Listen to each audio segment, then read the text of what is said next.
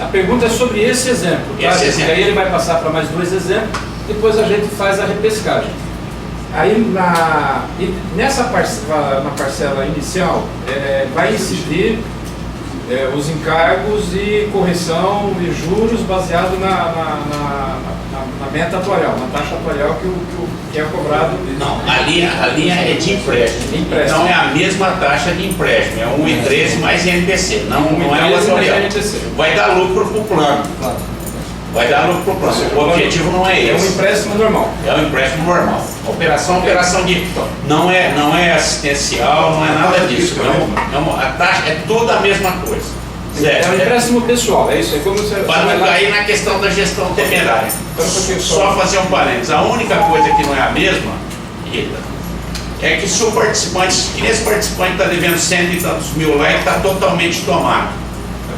Ele pediu hoje mais, porque ele deve mais do que os 25% de comprometimento de renda líquida. Nesse caso, particularmente, foi indeferido. Ele pediu mais 17 mil. Então, na realidade, isso não vai ser computado. Esse participante vai poder fazer o empréstimo. Nós não vamos computar o endividamento dele como vetar o empréstimo. Então, se ele precisar, que nem ele me falaram outro dia, a pessoa falou, mas isso aí é um negócio muito ruim. Eu falei, é muito ruim se você tem o recurso. Se você não tem o recurso e precisa pagar, talvez seja uma alternativa. Quer dizer, então, na sua ótica, se você tem o dinheiro, é melhor que você pague. Sem dúvida nenhuma. Né? Você vai pagar juros, encargo sobre um negócio sobre essa ótica. Né? Pera um pouquinho só, pela sequência. Zé Reinaldo, Walter e Rita. Eu já perguntei sobre a taxa. Já perguntou, Walter? Então, nós estamos focando nesse exemplo. Jarbas, esse exemplo aí, o sujeito vai pegar esses 8.177 no dia 19/4. Isso. Vai acreditar na conta dele se quiser. Peraí, gente, 8.000 empréstimo. Ele vai pagar 125 por mês, tá? Só que é o seguinte, ele vai pagar todo mês 125. Pensa comigo se eu estou errado. Você já deu um empréstimo para ele de cara. Além do problema dele pegar esse dinheiro, usar para outra finalidade, perder a Cabesp, inclusive, que muita gente vai perder, tem um outro detalhe. Você já está dando o montante todo para ele, já está cobrando juros, e ele vai pagar mensalmente, isso não está errado. Teria que soltar uma parcela e debitar outra. Essa linha, nós ano que vai, ano que vem. Acontece o seguinte, essa linha, nós achamos que, na nossa avaliação,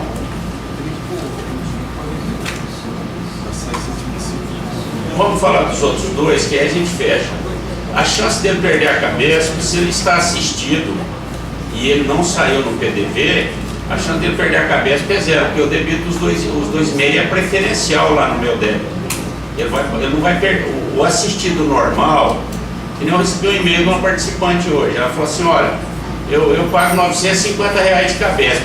Não tem jeito dela pagar R$950 de Cabesp se ela é uma participante, se ela é uma assistida normal. Porque se o salário máximo mas aí ela está somando os pais, quer dizer, aí é outra questão. Quer dizer, eu estou dizendo o seguinte, porque como um assistido meu, mesmo que eu ganhasse os 24 mil, ele paga 2,5%. Mas é a coparticipação. Não, a gente quer excluir do cara não, eu sei. Quer dizer, não, é verdade. Não, quando o cobertor está curto, não adianta, é duro. Eu estou entendendo. Quer dizer, agora, o caso que ela. Mas eu também não entrei nesse mérito. Falei, ó, com relação à sua questão da cabeça, que eu desconheço. Quer dizer, é uma outra questão. Nós estamos cuidando da questão do plano aqui. Né? Mas isso que você posicionou, isso é uma questão complicada realmente, né? Rita. Depois eu quero. Mais ou menos na pergunta do Walter, qual que é a preocupação? O nível de endividamento, principalmente de aposentados, é muito alta. E o Banesprev dá esse dinheiro de uma única vez para que ele pague ao longo de 120 meses ou mais, nós avaliamos que vai dar um problema social enorme. Vai aumentar o endividamento desse trabalhador, vai refletir em problemas junto à Cabesp. Então ele pergunta, uma situação hipotética, de repente ele está endividado de uma tal forma, ele não paga mais esse empréstimo. Como é que fica a situação dele no Banesprev? Não paga. Como é que vai ficar? Ele é aposentado, como é que vai ficar a situação desse trabalhador? Vai ficar uma situação muito difícil. Mas praticamente objetivamente essa é uma operação de empréstimo. Nós vamos executá-lo. Se ele não pagar, ele vai ser executado. Não tem nada a ver com benefício. Eu não vou mexer em reserva dele, eu estou fazendo uma operação para ele. E é um risco aqui na gestão, é um risco de administração. E que nós achamos que vale a pena correr. Mas isso que você posicionou pode ocorrer. Falar, eu não vou pagar isso, eu vou entrar nisso aqui porque eu já não devo. Porque o participante, quando ele se aposenta, e a gente compreende isso daí perfeitamente. Ele fala assim, ó, eu já cumpri minha etapa. A gente ouve isso dos PPAs, fala, eu não tenho que pagar mais nada. Deixa eu fazer uma segunda pergunta. Mas essa questão ela pode acontecer. Se nós formos administrar uma inadimplência aqui, nós vamos administrar exatamente como a gente administra as outras. Tá certo? Se ele morrer, quita. Tá, Então, quer dizer, que também pode ser uma boa alternativa, ele mudar para o plano espiritual, mas que a gente nem aventa isso, tá certo? Precisamos imaginar. Então, quer dizer, Precisamos imaginar uma outra hipótese. Ele não faz empréstimo. Ele começa a pagar mensalmente, acontece um problema, ele não tem mais condições de pagar, e não faz empréstimo e para de pagar. Como é que fica? não vai ter como ele parar de pagar, a não ser que ele tenha uma medida judicial. Porque, não, ele não fez empréstimo. Porque nós vamos debitar na folha Vai ser dele. debitado. Na folha dele.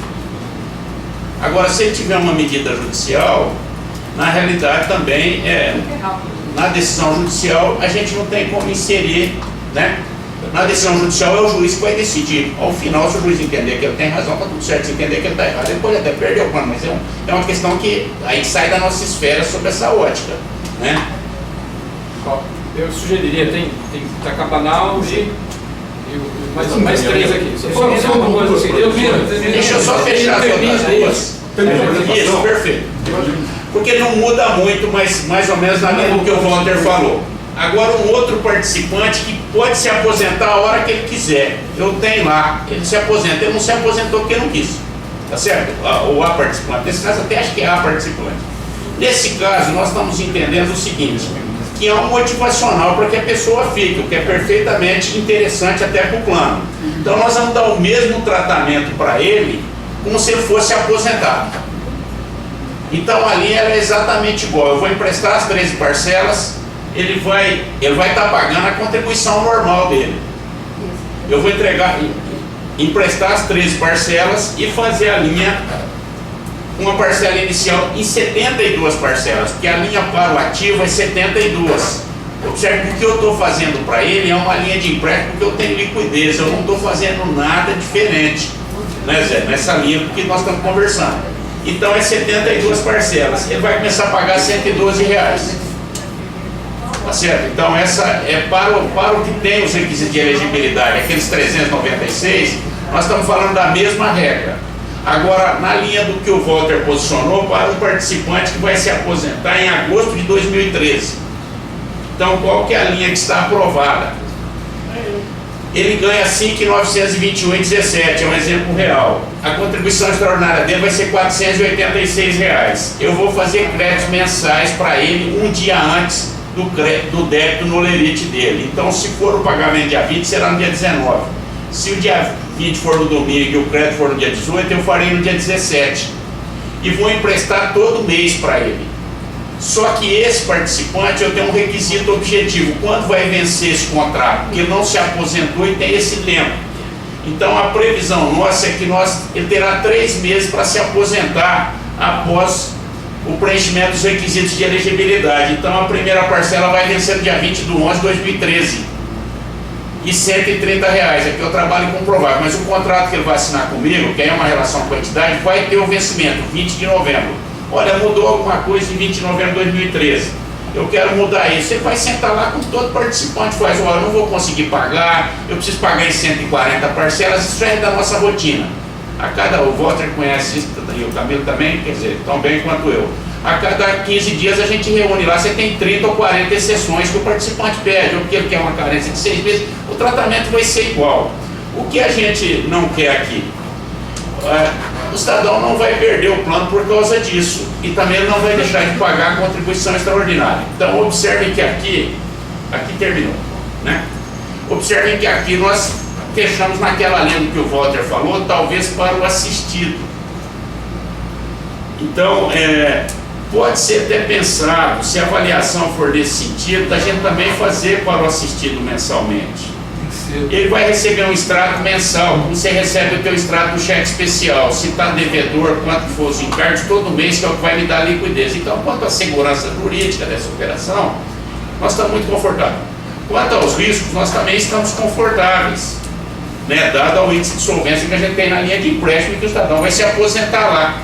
Não é que ele é aposentado que ele paga, nós tomamos plano de aposentado também, mas isso é um percentual super mínimo.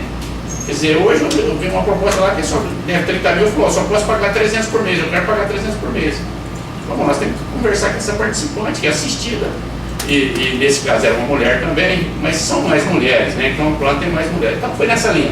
Então, o que a gente viu como que era possível de fazer, falamos, ó, vamos indeferir a proposta, porque com 300 reais é como pôr uma tartaruga em cima de uma esteira. Vai andar até morrer uma pessoa que deve 30 e poucos mil e quer pagar 300 por mês. E não vai pagar. Então falamos, vamos segurar, sentar com ela, negociar, ver se ela tem alguma coisa para vender ou quer. Então, nessa linha. Então, a conversa não é boa, né? Todo lugar que eu vou tratar desse tema, eu saio arrebentado, porque a conversa não é agradável, mas de qualquer forma, quem é o dono do defunto tem que pegar na cabeça lá para cuidar. Então, essa é a questão. Volta a lâmina anterior, o segundo exemplo. Mas a conversa não é agradável. Também lá no banco, você conversar de 400 e poucos milhões, vocês também sabem quando vocês conversam negócio de dinheiro com o banco. O negócio não é brincadeira, né? Então, em todo lugar que a gente vai, é rio. Mas nesse caso, Fechou. Espera um pouquinho só, então, uma pergunta básica aqui. Esse com requisitos de elegibilidade, assim, a pessoa que já está para se aposentar. É isso? tem o tempo. Já tem o tempo.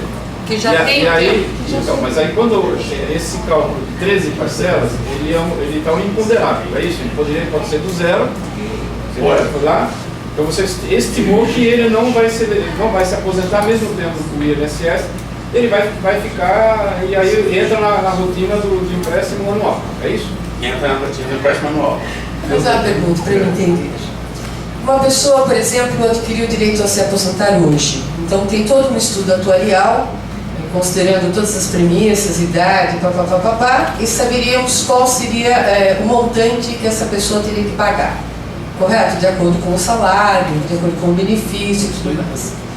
Imaginamos uma pessoa que já tem condições de se aposentar, já se aposentou para o INSS e continua contribuindo para o plano, ou seja, deixa de receber o benefício e mantém a contribuição por um período além. E o cálculo, como é que fica? Não teria que ser um valor diferenciado para essa pessoa? E esse exemplo não foi apresentado aí. Não, essa pergunta sua é muito boa. Acontece o seguinte, esses planos de benefício definido, Rita, isso as pessoas não sabem. E sinceramente eu também não sabia quando fui lá para esse prédio. O plano de benefício definido, ele tem um mutualismo. Existe uma solidariedade nas normas e implícito nele.